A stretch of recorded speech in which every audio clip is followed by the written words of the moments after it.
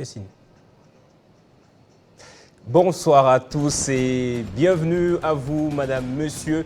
Donc, Kinshasa Direct, votre programme de chaque soir qui vous plonge au cœur de l'actualité politique, mais également de l'actualité qui touche à la santé.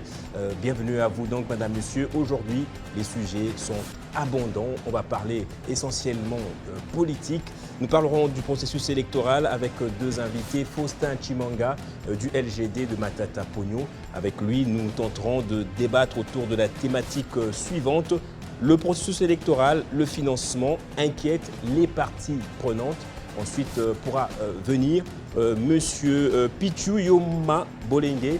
Il est vice-président du parti politique MSL. Nous parlerons également processus électoral avec lui. On va terminer avec Dieudonné Mouchagaloussa, membre de la société civile. Avec lui, nous parlerons du procès Salomon Eska Della. Mais avant cela, nous allons prendre l'actualité avec Nathan Diamoté qui est bien assis pour nous donner les grandes lignes de l'information. Bonsoir Nathan et bienvenue à vous. Bonsoir Gaëtan Kouba-Borondi, merci. Bonsoir à tous. Place à l'actualité à présent, mesdames et messieurs.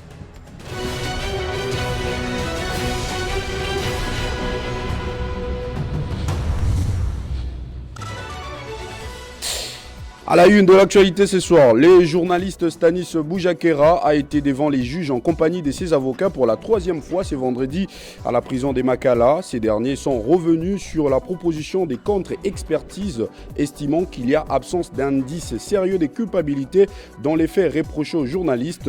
Une nouvelle demande des libertés provisoires a été également introduite par écrit et aura une réponse déjà ce lundi. Et puis dossier Salomon Kalonda, après la requête du ministère public exigeant sa comparution sur les lits d'hôpital afin qu'il soit jugé, les avocats du bras droit de Moïse Katumbi dénoncent cet acharnement dont seraient victimes leurs clients et estiment que le procès Kalonda est celui de la honte. Et enfin, élection 2023, est-ce que le gouvernement continue de financer les processus électoraux? C'est la question que se posent les candidats présidents de la République, Constant Moutamba, à une dizaine de jours du début de la campagne. Dans une lettre adressée à Denis Kadima, il veut se renseigner pour pouvoir faire pression au cas échéant au gouvernement pour accomplir ce devoir. Tous ces titres seront développés dans la grande édition des 19h. Entre-temps, Kinshasa Direct se poursuit avec Gaëtan Kouba-Borondi et ses invités. Retrouvez toute l'actualité en continu sur www.tele50.cd. Et bien évidemment, chaque soir, nous vous proposons d'approfondir les sujets d'actualité à travers les décryptages que nous proposent nos différents invités qui se trouvent être pour la plupart des experts. Alors on va marquer une pause pour les recevoir.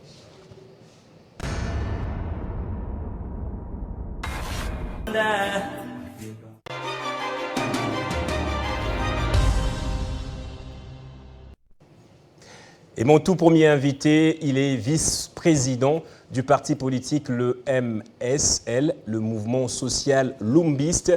Je précise bien Lumbiste, à ne pas confondre avec Lumumbisme. Cela arrive tout naturellement. Lumbisme fait référence à l'homme politique et homme d'État congolais Pierre Lumbi, décédé depuis le mois de juin 2022. Et son parti politique continue et il est toujours proche de Félix-Antoine Tshisekedi. On va essayer de découvrir pourquoi on parle maintenant de plus en plus de ce parti politique. Il s'appelle Pichu Yoma Bolenge. Bonsoir à vous et bienvenue dans Kin Direct. Bonsoir et merci à vous de m'inviter. Alors, première question directement, pourquoi de plus en plus on parle de vous, le MSL? Est-ce que vous êtes en quête d'une certaine reconnaissance au sein de l'Union sacrée de la Nation où vous cherchez à revendiquer ou à avoir ce qui vous revient de droit? Non, du tout. Le MS, c'est un parti qui a toujours existé et c'est un parti qui a toujours joué un rôle très important de l'échiquier politique ici au Congo. C'est seulement parce qu'il y a des élections. Du MS ou du MSL puisque bon, le MS, ça provient du MSR. Oui, donc c'est la continuité, c'est la même chose. C'est seulement au dédoublement de partis qui aujourd'hui changement de nom. Donc c'est un parti qui a toujours existé. Et nous sommes là, nous continuons à jouer les rôles qu'il nous faut. Et aujourd'hui, si nous avons, et j'ai aimé la précision surtout, du mouvement social lumbiste, pour ne pas confondre avec les lumumbistes, parce que là, on veut avoir et on continue avec la vision qu'avait le fait Lumbi, Pierre Lumbi, donc nous continuons avec ses pouvoirs servis. Alors, puis Pierre Lumbi, qui a été d'abord membre de la société civile durant les années 90, opposant au président Mobutu, est très proche du feu Étienne Tshisekedi, oui. et plus tard, il a été proche de Kabila, à qui justement il a tourné le dos pour rejoindre l'opposition et se rapprocher également de Félix Tshisekedi. Est-ce que ce même combat-là de Pierre Lumbi, ce combat pour le social du Congolais, est mené au sein de l'Union sacrée à laquelle vous appartenez maintenant? C'est le même combat. Il ne faut pas dire qu'il a tourné le dos au président Kabila. Moi, je pense plutôt qu'il a continué avec la vision d'être au service de la population. Parce qu'à cette époque, vous connaissez l'histoire, pourquoi nous avons quitté à cette époque. On a prêté beaucoup d'intention à Kabila. Finalement, les élections avaient eu lieu. On a connu l'alternance pacifique. Oui, l'alternance pacifique, il faut encourager cela, parce qu'il y a eu aussi des pressions.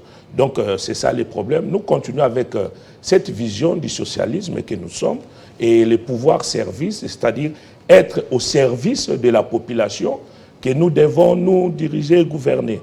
Donc la vision continue et nous sommes proches avec le président Tshisekedi, parce qu'il ne faut pas oublier, ils sont aussi socialistes et quand ils parlent, le peuple est d'abord, et nous, quand nous parlons, nous sommes dans le socialisme, donc la vision est proche, voilà pourquoi nous continuons à les soutenir.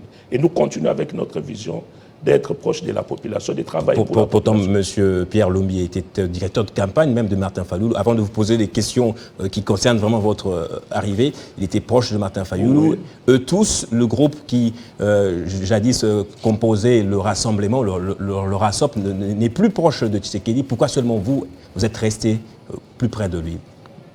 Bon, c'est la politique, il faut comprendre la politique. Si nous avons été à l'époque, et surtout si Pierre Lumbi était président de campagne, parce qu'au niveau du RASOP, c'est ça ce qui a été comme décision. Et comme nous voulons toujours rester conformes à nos idéaux, nous avons accompagné Martin jusqu'à la fin, et après, chacun a pris la direction qu'il pouvait prendre. Nous nous sommes dit, il faudrait... Et il ne faut pas oublier que tous ces gens, et surtout le président Moïse, tous étaient avec nous à l'Union sacrée.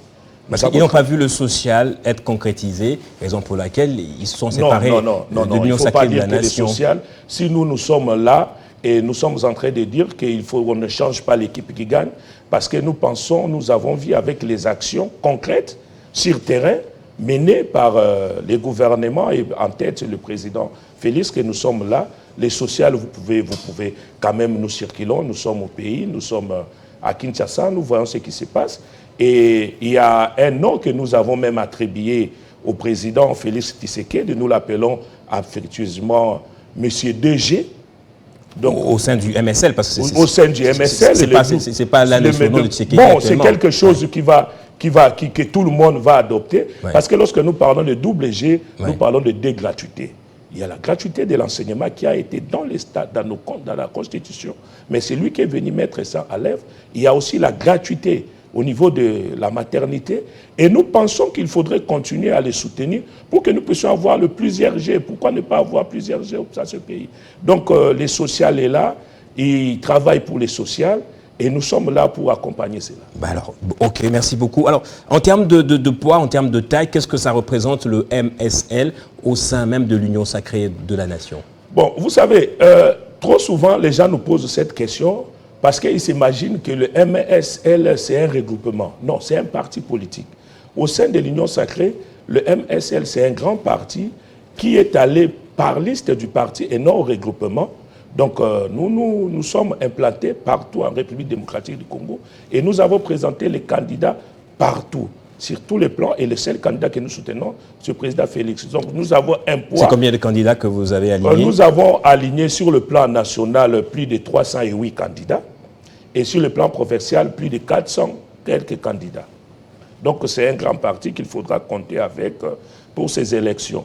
Et il faudrait savoir, depuis qu'il y a élection dans ces pays, nous avons toujours été deuxième dans ces élections. Donc, il ne faut pas voir le MSL comme un nouveau parti, mais le MSL va continuer avec ce qu'il a toujours fait. Le MSL qui est né des cendres même des débris du MSR n'est pas à mettre au même pied que le MSR. Vous pensez que si nous n'étions pas un grand parti, on pouvait aligner les candidats partout. Pour avoir le candidat, cela revient à dire qu'il faut avoir des coordinations qui fonctionnent réellement dans ces provinces pour avoir des candidats à présenter. Êtes-vous aussi représenté au sein des institutions? Ouais, non. C'est aussi synonyme justement du poids et de la taille d'un parti. Non. En tant que parti, nous ne sommes pas représentés. Vous savez. C'est ce que vous revendiquez alors? Non. Bon, nous ne sommes pas là pour revendiquer le poste, mais nous sommes là pour travailler au service de la population. S'il y a des postes qu'on va nous donner, il n'y a pas de problème, nous serons là pour continuer. Mais nous sommes là pour donner des idées. Il ne faudrait pas seulement être dans le gouvernement ou dans les entreprises pour travailler pour la population, mais les idées, nous sommes là pour donner aussi les idées. Alors on va parler maintenant de quelques questions d'actualité. La Cour constitutionnelle, tout comme la CENI, ont tous publié tous les candidats présidents de la République. Il n'y a pas eu un seul candidat dont la candidature a été rejetée. Cela a été salué à la fois par le pouvoir et par l'opposition. Vous, en tant que parti membre du pouvoir, comment avez-vous apprécié cette décision? Bon, souvent nous au MSL, nous ne sommes pas là pour commenter les décisions de la justice, parce que la justice a toujours été indépendante. Mais s'il faudrait dire quelque chose, cela démontre comment le président Tshisekedi mérite un nouveau mandat. Parce qu'il y a eu des intentions qu'on a prêtées au président par rapport à d'autres dossiers. Mais après, vous avez vu, la justice a fait son travail. Et nous faisons foi à la justice. Cela démontre qu'il y a réellement indépendance de la justice dans ce pays.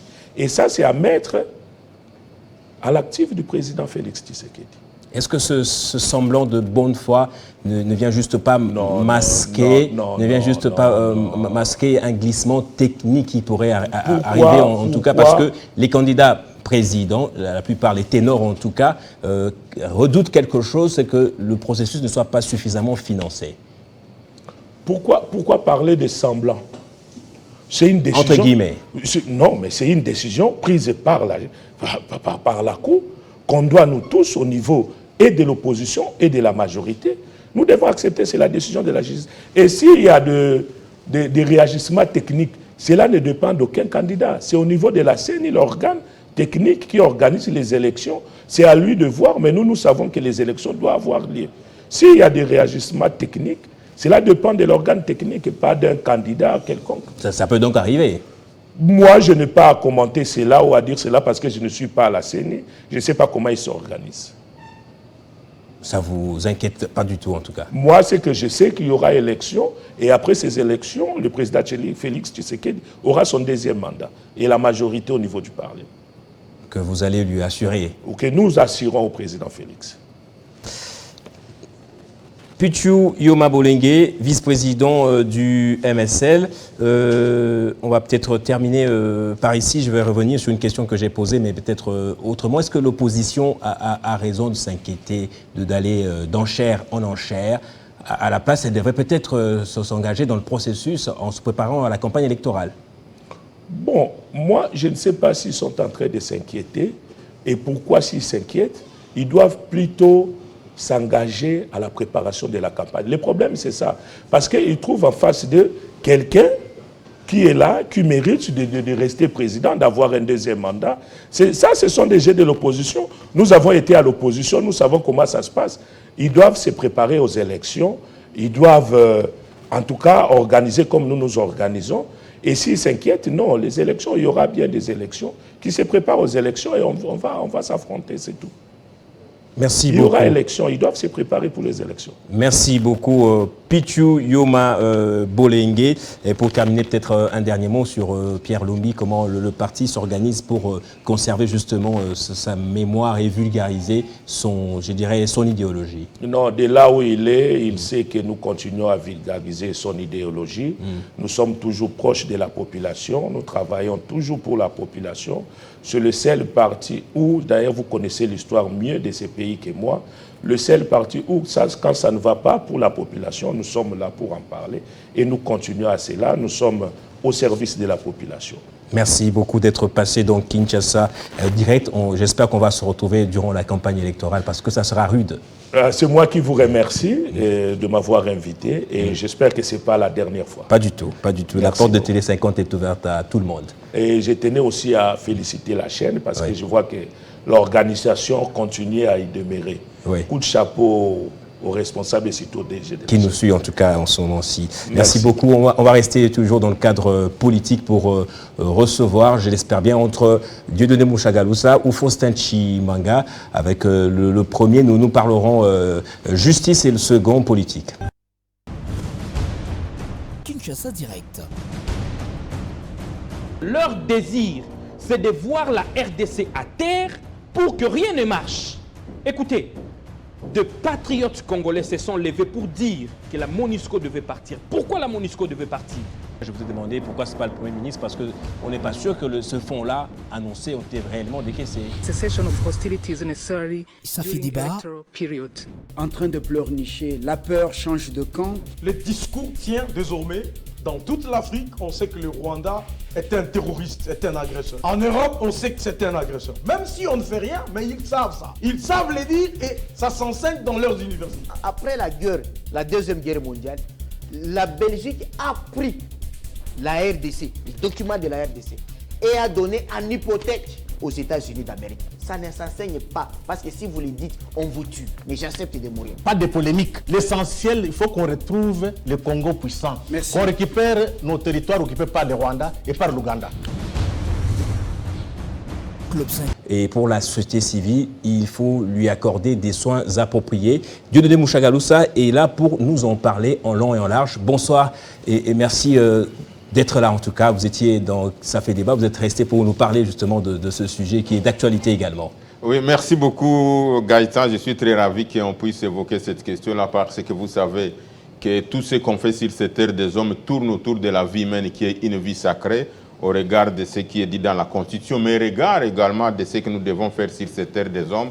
Raison pour laquelle vous venez de le dire, pas semble-t-il, mais effectivement, M. Salomo Idi Kalonda est gravement malade. Son état de santé se détériore du jour au lendemain. Et cela est remarquable à trois niveaux. D'abord, il s'agit, vous venez de le dire, qu'il a été absent à l'audience d'hier parce que ça se dégrade tous les jours. Le premier élément, c'est que les médecins de l'unité hospitalière de la prison d'Indolo ont confirmé effectivement que son état de santé s'aggrave. C'est là qu'il est interné aussi. Ouais. J'y arrive. Ouais. Ça, c'est un premier élément. Le deuxième élément, il y a eu un rapport de contre-expertise des 19 médecins qui sont assermentés et venant des hôpitaux publics de l'État, de grandes institutions hospitalières reconnues dans ces pays, cliniques universitaires, hôpital général et tous les autres spécialistes. Ils ont également confirmé que son état de santé n'était pas stable, ça s'est détérioré du jour au lendemain. Et maintenant, hier, nous avons appris à travers les rapports du médecin traitant actuellement qu'il était impossible qu'il puisse se déplacer parce qu'il y a risque d'un accident vasculaire cérébral. Et donc, vous comprenez que la situation se détériore du jour au lendemain.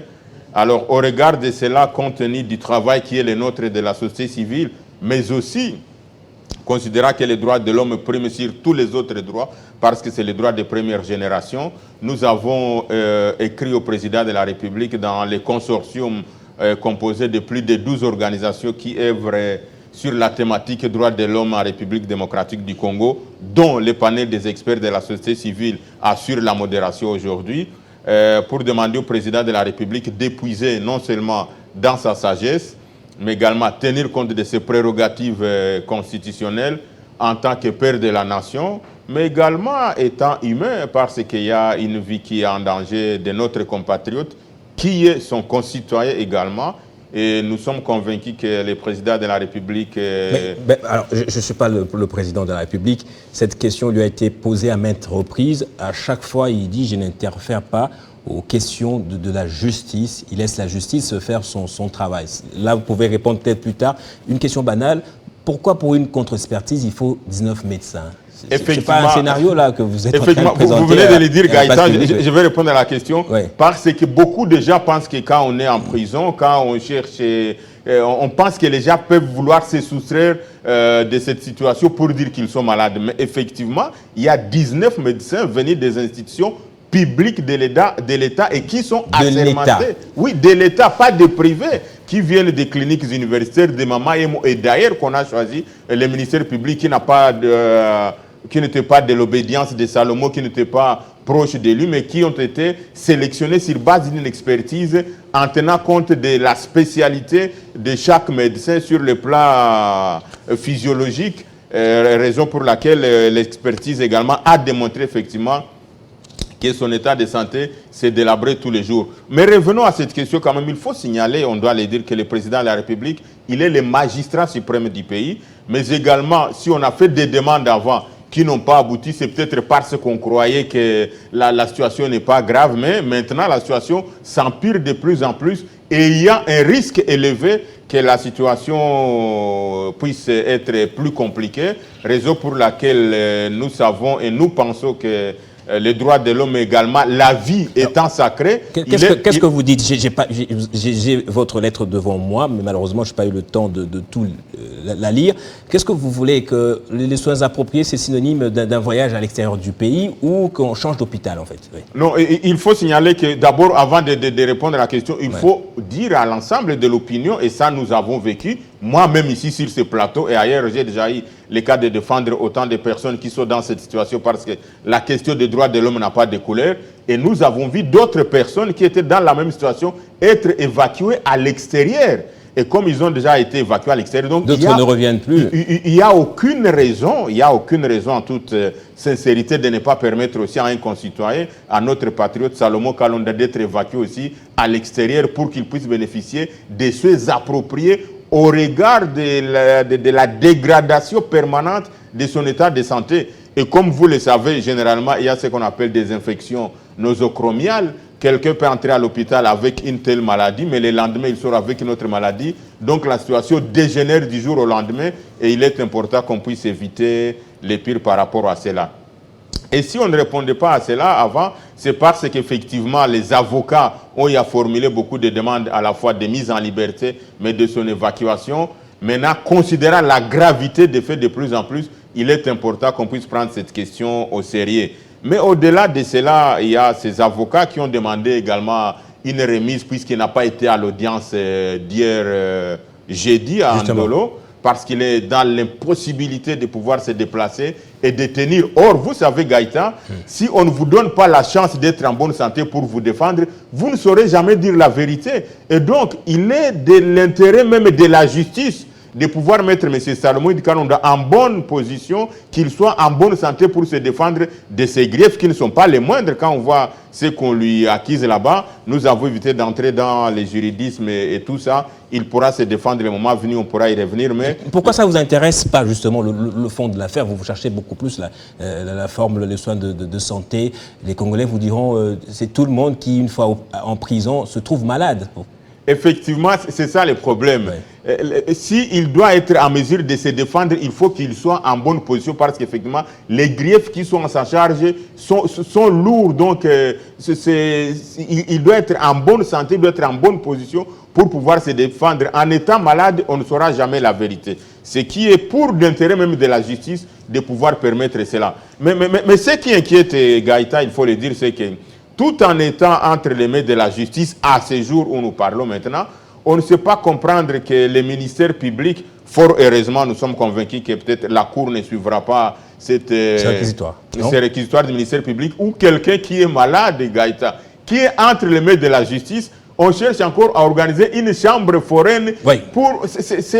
Comment vous interprétez ça, en fait? C'est ça le vœu même du ministère public? Non, je n'ai pas d'autre mot que de le dire que si cela peut arriver, ça va, en toute objectivité, ça va tenir non seulement l'image de notre pays, mais plus la justice qui va être accusée de ne pas vouloir permettre à ce que les droits puissent être respectés de chaque personne, surtout les prévenus. Et même les condamnés ont droit aux choses appropriées. Et donc, ce serait la honte qui va arriver à la République. Et nous sommes convaincus que le chef de l'État, dans sa sagesse, ayant toujours prôné l'État des droits, il va accéder à notre plaidoyer qui va être un signal fort de pouvoir montrer sa grandeur d'âme, son grand esprit, mais également sa volonté de pouvoir veiller sur chaque citoyen congolais Parce que même avant qu'il accède à la magistrature suprême, j'ai écouté le président Félix-Antoine Tshisekedi Tshilombo, il a toujours mis l'homme au centre de tout. Et au-delà de cela, il faut le dire quand même, nous sommes des Africains. Vous voyez quelqu'un qui a la compassion, même quelle que soit la situation dans laquelle on est. Nous sommes des Bantous, nous sommes des humains. On ne peut pas comprendre que quelqu'un qui est dans cette situation pareille, où on dit qu'il y a risque de faire un accident vasculaire cérébral, qu'on puisse le laisser en train de subir cette situation. Donc, il est à la fois humain, il est également des droits, mais il est également de bonne loi. Il est indiqué pour qu'on puisse permettre à M. Salomon... Dieudonné Mouchagalu, ça ne sera pas une première d'organiser un procès avec un prévenu très malade. Même autrefois, on a vu un accusé venir sur une chaise roulante. Ça n'a pas empêché la justice de dire, entre guillemets, le droit. Effectivement, et ce n'est pas parce qu'il y a quelque chose qui a déjà été mal fait une fois dans la vie qu'il faut continuer à le faire. Et il est important qu'on puisse améliorer les choses. Il est important qu'on puisse mettre l'homme au centre de tout. Si on ne met pas l'homme au centre, si on n'arrive pas à consacrer cette vie qui est sacrée, si on n'arrive pas à protéger la vie humaine, si on n'arrive pas à protéger un minimum de dignité de quelqu'un, vous et moi, on peut dire qu'on n'est pas dans une république moderne, et ça, ce sont des pratiques qui sont proches de l'Antiquité. Et donc, nous savons que quand même la RDC, c'est un pays qui est déjà en train de s'éhisser de plus en plus dans les nations modernes, dans les concerts des nations. Et nous sommes convaincus que les présidents de la République, au regard de ses prérogatives constitutionnelles, je venais de le dire, étant donné qu'il est le père de la nation, étant donné surtout qu'il est le magistrat suprême de notre pays, et qu'il y a déjà eu quand même des cas pareils, ça sera donc un traitement de Vous faites allusion à quel cas? C'est pas ici où je vais les citer, mais nous sommes... François Béat, ils sont nombreux, entre autres... Peut-être Caméré. Oui, entre autres, okay. Ils sont nombreux. Depuis la nuit des temps, cette pratique existe. Et donc, c'est pas à Salomon Dikalonda qu'on refusera de le faire parce qu'il n'y a aucune raison de ne pas le lui accorder, parce que la situation est réellement grave. Alors, pourquoi les politiciens tombent-ils facilement malades en prison à cause des conditions carcérales? Non, il faut dire que dès que vous êtes dans des conditions carcérales, vous n'avez pas toute la latitude de pouvoir bénéficier de traitements, de pouvoir accommoder, de pouvoir faire fonctionner la physiologie humaine de la manière dont ça doit être fait, parce que vous êtes déjà dans une contrainte qui vous limite sur les droits fondamentaux, surtout les droits de deuxième génération. À ce moment, ça va influer directement sur la santé. Et dès que ça influe sur la santé, je viens de vous le dire et de vous le démontrer, quelqu'un peut entrer à l'hôpital communément ce qu'on appelle des infections nosocomiales, qui se transmettent dans une institution hospitalière. Vous y entrez avec telle maladie, demain on vous retrouve avec une autre maladie, ce qui fait que Salomon Kalonda, quand on l'a arrêté, il n'était pas malade, mais quand il est tombé malade, la situation se dégénère de plus en plus. Et il est alors, donc, pour terminer, venons-en maintenant au juridisme que vous évitez. En tout cas, je crois que c'est fondamental, d'après moi. Les charges retenues contre, préalablement en tout cas, les charges retenues contre Salomon Escadela sont même attaquables. Et j'ai vu M. Katende ainsi que d'autres organisations de la société civile attaquer cela. Au départ, on lui reprochait d'avoir détenu illégalement une arme, et cette charge a été balayée d'un revers de la main. On est passé à autre chose, des SMS trouvés sur son téléphone. Pourquoi vous ne soulevez pas cette question-là?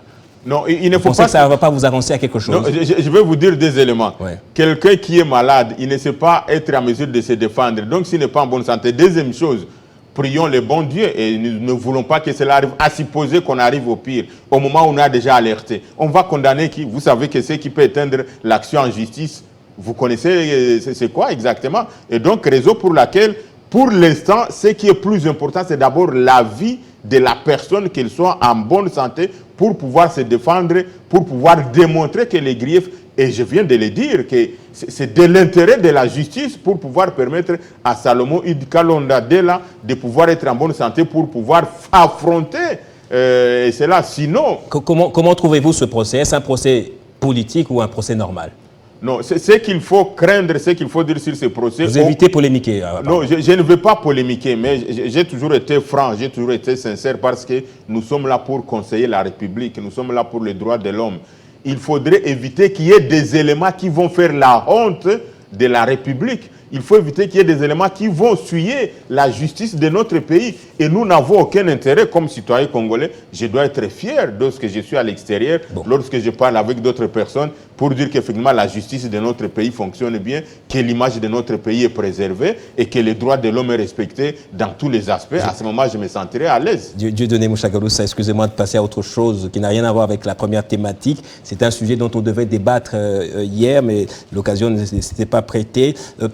C'est l'affaire Gécamine, des supposés détournements de 10 millions de dollars par les cadres qui se sont octroyés des primes considérées par l'IGF comme un octroi, en tout cas fallacieux. Alors pourquoi vous défendez ces cadres? Non, alors que la Gécamine est tombée très bas. La Gécamine cherche de l'argent, ses agents, même pour sa relance. Pourquoi vous le défendez? Non, nous sommes des gardiens de valeurs citoyennes. Et rapidement, en 4, 5, 6 mots, il faut éviter les sensationnels. Et ce que l'IGF fait, nous l'avons toujours démontré qu'il est dans les sensationnels, il est dans une machine de traquage.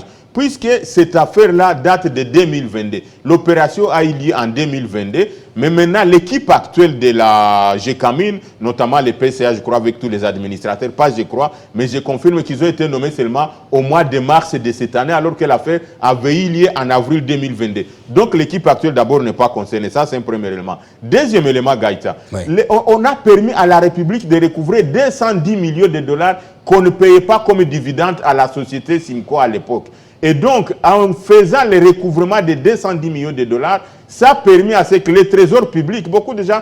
Le trésor public a gagné 70 millions de dollars. Le trésor public a gagné 70 millions de dollars. Et donc, par conséquent, on doit gratifier les gens, leur donner 10 millions de dollars comme argent en poche. On a gratifié les gens sur base de 3 éléments de principe de l'équité. D'abord, sur base des textes juridiques, parmi lesquels il y a l'arrêté de Madame la ministre des Mines, parmi lesquels il y a le règlement d'ordre intérieur de la Gécamine.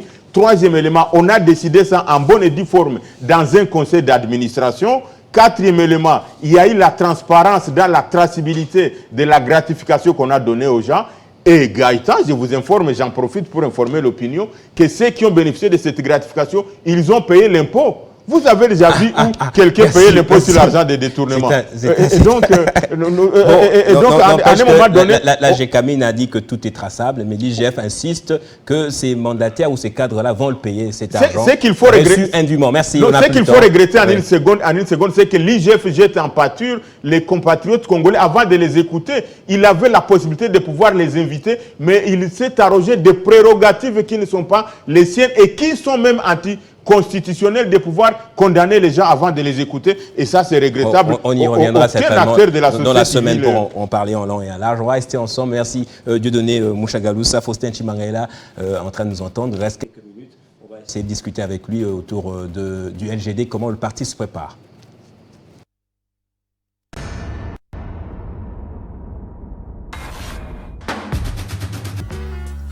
Vous avez tous le cœur à aimer ou dormir, mais moi je reste seul.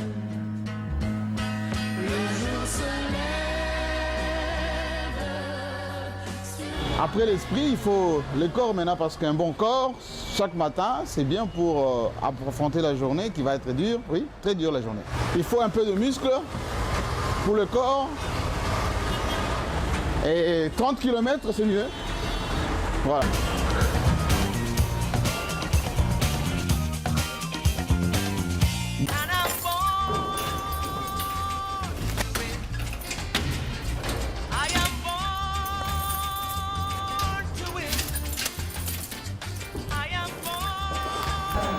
Le pays, quoi.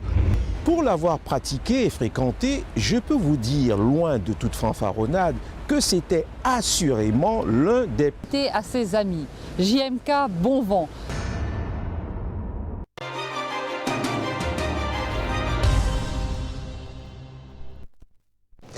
Et c'est Faustin Chimanga qui va donc clôturer avec nous ce Kin Direct que nous avons commencé depuis 18h.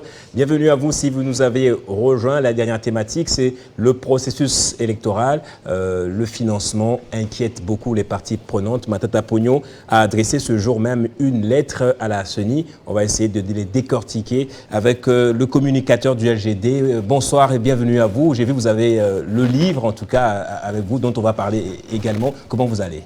Merci beaucoup pour votre invitation, très cher Gaëtan. Nous allons bien, mais la République ne va pas bien. Donc nous aussi, nous n'allons pas bien avec la République. Alors, la République démocratique du Congo est malade depuis beaucoup d'années. Le chef de l'État l'a reconnu, qu'elle est au bord du gouffre et qu'il s'applique, en tout cas, pour pouvoir la relever. Et vous avez un livre là, le livre présenté hier, c'est un livre autobiographique de Matata Ponyo, semble-t-il. Oui. Effectivement, oui. on va en toucher un mot, mais oui. Permettez-moi oui. de profiter de vos antennes pour présenter mes félicitations oui. au directeur des campagnes d'Augustin Matata Ponyo Mapon, les candidats de la jeunesse, qui a nommé M. Tombola à la tête de l'équipe de campagne de notre très cher candidat président de la République et les prochains présidents de la République, Matata Ponyo Mapon. Je les félicite et je félicite aussi l'équipe qui est composée essentiellement de cadres du parti, de membres du parti qui sont jeunes, qui ont fait leurs preuves au sein du parti, qui ont milité avec nous au sein du parti, qui ont fait leurs preuves et qui ont démontré qu'ils ont la capacité de pouvoir porter la candidature du président national jusqu'à la victoire. Et nous savons que cette équipe va permettre à ce que nous puissions arriver à rafler la victoire en décembre 2023. Et donc je profite là de l'occasion pour les féliciter et les encourager dans la tâche qui n'est pas facile, mais qui va nécessiter les besoins et beaucoup d'ambition pour chacun d'eux. Quand je parle d'ambition là, pour pouvoir prouver qu'ils ont mérité la confiance d'Augustin Matata Ponyo Mapon, qui est un candidat de la jeunesse, un candidat de la rigueur. Et c'est ça qu'il raconte dans son livre. Une vie, une ambition, c'est un livre qui a été porté au Fonds Baptismo hier à l'UPC par le candidat des jeunes, le candidat qui a voulu que les jeunes l'accompagnent et le candidat qui présente les idées d'avenir aux jeunes. Vous voyez là qu'au-delà du programme des sociétés qu'il a mis aussi pour les jeunes, il a présenté son parcours. Et ce parcours est digne de tous les éloges possibles parce que c'est un parcours d'un jeune qui a quitté Kindu natal, son Kindu natal, vous l'aurez compris, pour venir à Kinshasa et prendre le pouvoir. Donc il a quitté là de la pauvreté au pouvoir. Et c'est comme ça que cette jeunesse qui l'accompagne à partir de maintenant va aussi quitter de la pauvreté au pouvoir. Et vous voyez que Matata Ponyo Mapon a la possibilité de faire quitter, vous l'avez dit, que le président de la République actuelle a reconnu que les pays étaient malades, il va faire quitter le pays de la maladie à la guérison. Justement, je le disais en référence à ce livre de Matata Ponyo qui a quitté la pauvreté au pouvoir, c'est-à-dire de la pauvreté à la richesse aujourd'hui, tout comme le pays qui est malade un jour va connaître la richesse. C'est un peu ce livre que vous venez de présenter. Alors revenons d'abord à cette nomination. L'équipe des campagnes qui a été présentée hier, elle a la particularité d'avoir en son sein beaucoup de jeunes. Ce sont ces jeunes-là qui vont mettre en mal, en tout cas, le pouvoir en place. Vous savez, il ne faudrait pas penser que la jeunesse n'a pas les capacités de pouvoir mettre en mal le pouvoir actuel, qui est déjà asphyxié. Je vous dis là que ce pouvoir est asphyxié. Et cette jeunesse qui a une nouvelle énergie va venir redonner la vie à ces pays qui est en train d'être effondré et mis dans un gouffre par l'union dite sacrée. Cette jeunesse-là, la jeunesse des nouvelles possibilités que Matata Ponyo Mapon a voulu mettre en avant, parce qu'il a reculé d'une part. La victoire de Matata Ponyo le 20 décembre, ça sera la victoire de la jeunesse. Parce que c'est les candidats de la jeunesse. La jeunesse va le permettre de gagner les élections. Parce qu'il a porté une vision. Parce qu'il est porteur d'une vision renouée avec notre destin des grandeurs. Il est là en train de porter les idées d'avenir. Ces idées d'avenir vont permettre à ce que la jeunesse, qui est l'avenir, puisse pouvoir aller conquérir cet avenir-là. Le Congo a besoin d'être renoué avec son destin de grandeur. Et puisque le destin de grandeur, c'est un destin de jeunesse, il fallait qu'il y ait des jeunes qui partent à la conquête de ces destins-là. Vous comprenez que Matata Ponyo sera là, juste un président qui est en train de tirer la locomotive qui est conduite par la jeunesse. Donc c'est dans cette optique-là qu'il a voulu mettre en place une équipe de campagne tenue par les jeunes, conduite par les jeunes, pour les jeunes. Donc les jeunes qui nous suivent doivent comprendre que les candidats de la jeunesse, c'est Matata Ponyo Mapon. Voilà. Merci beaucoup, Faustin Chimanga. Alors, pourquoi ce livre maintenant et pourquoi doit-on le lire? Vous savez, Matata Ponyo Mapon a voulu montrer à la jeunesse que lire, c'est refuser de mourir. Si vous ne voulez pas mourir, il faut lire. Il faut lire pour avoir une vie. Si vous avez une vie, il ne faut pas juste la vivre, il faut exister. Je paraphrase là le mot qu'il a prononcé à la jeunesse hier lors du vernissage de ses livres. Vous pouvez vouloir vivre, mais il faut exister.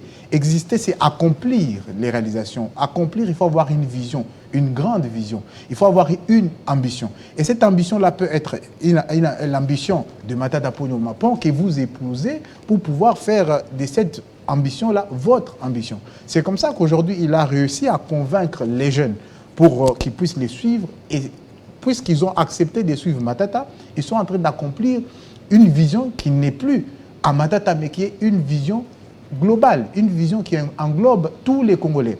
Et cette vision-là, c'est renouer avec notre destin des grandeurs. Il faut avoir une vision pour pouvoir quitter de la pauvreté au pouvoir. Les pouvoirs, il faut comprendre que ce n'est pas seulement le pouvoir politique. C'est cette capacité-là que la jeunesse a de pouvoir transformer la société. La jeunesse a cette capacité de pouvoir donner la vie à la société. Le pays est en train de mourir avec le lutte sacré.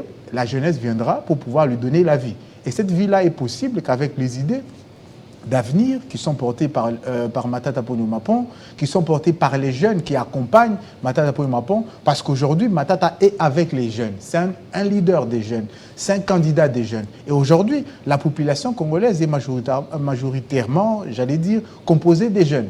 Et puisque la jeunesse a accepté de pouvoir accompagner Matata Ponyo à la victoire, on va gagner en décembre 2023 parce que les jeunes gagnent toujours. Les jeunes gagnent toujours avec un leader capable de pouvoir mobiliser l'énergie des jeunes, capable de pouvoir faire confiance à la jeunesse. Matata Ponyo Mapon a fait confiance à la jeunesse. La preuve, son équipe de campagne est composée des jeunes qui n'ont pas 40 ans. Vous comprenez que nous devons réellement permettre à ce que ces pays puissent renouer avec son destin de grandeur. Et ce destin de grandeur doit aussi passer par une volonté de pouvoir mettre la jeunesse aux commandes. Faustin Chimanga, lorsque Matata Ponyo intitule ce livre, vous me dites que c'est un livre autobiographique, en tout cas, de la pauvreté au pouvoir. Qu'est-ce qu'il veut dire que ce pays, quoi que vous pensiez que c'est un pays pauvre, ce pays fait quand même des riches comme Matata Ponyo, c'est cela? Mais vous savez, Matata Ponyo a été gratifié par la vie à cause de son travail. Matata Ponyo, c'est un travailleur acharné. La cravate rouge, la thèse, c'est un bâtisseur. C'est quelqu'un qui construit. Il construit une vie, il construit une ambition pour lui donner corps. Il a donné corps à son ambition. Aujourd'hui, vous pouvez voir que Matata Ponyo qui est né dans une maison en chaume, et cette maison-là ne mérite peut-être pas d'être appelée maison au vu de ce qu'il y a comme évolution de construction aujourd'hui. Mais il a grandi, il dormait à même la natte, comme il le dirait lui-même.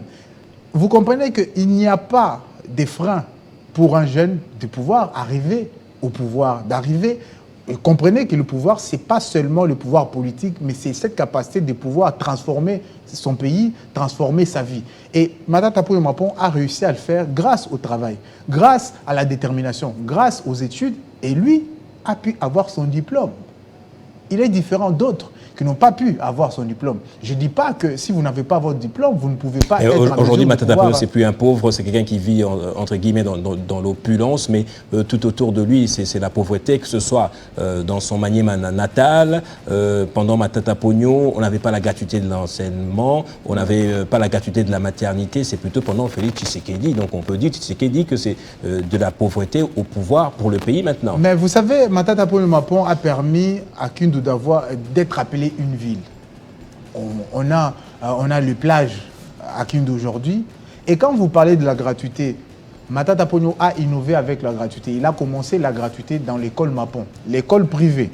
L'école privée, les élèves de l'école Mapon étudient gratuitement, mangent gratuitement. Mais dites-moi, est-ce que les enfants de tous les ministres qui ont réussi à mettre en place la gratuité d'enseignement étudient dans ces écoles-là gratuites?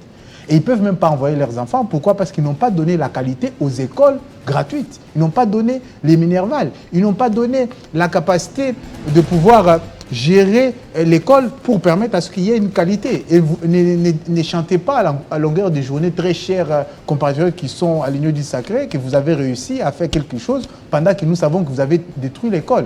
Vous savez, la vision que Matata Ponyo porte, c'est une vision des qualités. Il ne suffit juste pas de pouvoir mettre en place la gratuité, oui, je veux dire. Il faut pouvoir donner la qualité. On ne construit pas un pays avec la gratuité, on les construit avec la qualité. Et c'est lui qui peut construire ces pays, c'est Augustin Matata Ponyo Mapon. Alors peut-être 2 questions rapidement, vous répondrez succinctement. La première m'a échappé bizarrement. La deuxième, pourquoi vous n'êtes pas dans l'équipe de campagne? Vous savez, je suis dans l'équipe de la vision des grandeurs. Je suis dans l'équipe de renouer avec notre destin de grandeur.